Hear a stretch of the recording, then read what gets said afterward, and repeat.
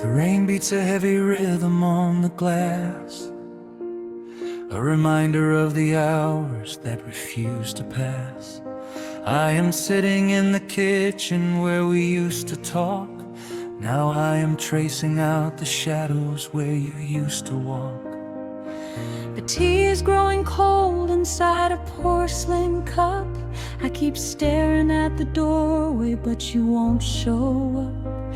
It is funny how the silence has a roaring sound when the only thing you love is nowhere to be found. I found a silver hairpin on the bedroom floor, and a faded coat still hanging by the wooden door. Every little corner holds a ghost of you, and I am drowning in a river of the deepest blue.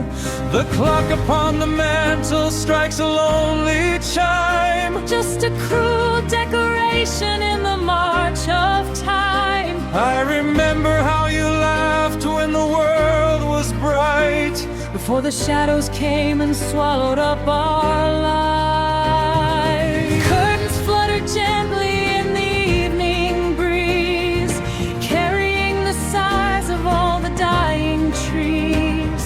I never thought a house could feel so utterly dead, with nothing but the echoes of the words you said.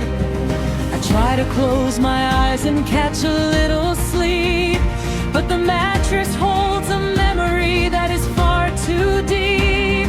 I turn around and reach across the empty space, And find nothing but the coldness of this lonely place. the floorboards creak beneath my hesitant tread, like a warning from the living to the lonely dead. I look at the calendar hanging on the white wall, marking down the days that have started to fall. Since the moment you packed your things and walked away, Leaving me with nothing but the words I couldn't say. I touched the wallpaper where your shadow used to lean, And I wonder if our love was just a passing scene, temporary shelter from a harsher storm, a brief, beautiful moment when our hearts were warm. Morning is a stranger that I do not want to greet, as I listen to the heavy sounds of cars upon the street. Everyone is moving forward to a brand new destination, while I am standing frozen in a state of desperation. The daylight feels abrasive as it cuts across the floor, illuminating dust where there was happiness before. But the guilty part is shaking in my trembling right hand, as I try to understand why everything we planned just dissolved into the vapor of a cold December morning, without a single whisper or a sudden structural warning. The house is a museum of the things we used to be, And every single artifact is breaking down on me. I trace the pattern of the tiles beneath my feet, and wonder how a human life can be so incomplete. The dust is settling softly on the books upon the shelf, and I am losing touch with every aspect of myself. The autumn leaves are falling in a golden heap, but I am buried under promises I could not keep. I walked down to the station where we said goodbye, underneath the heavy canopy of an iron sky. The train tracks stretch forever to a distant place, and the smoke overhead cannot erase your face. I remember how your hand felt so warm in mine, like a sudden burst of summer in a winter line. But the cold crept in and settled in our fragile bones, and we turned a happy castle into heavy stones. we spoke in sharp directions though we meant to stay.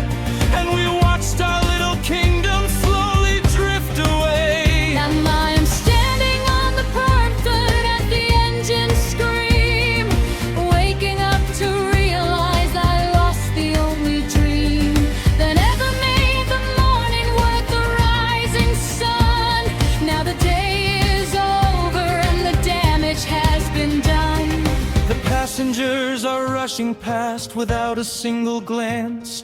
They do not know that I have lost my final chance.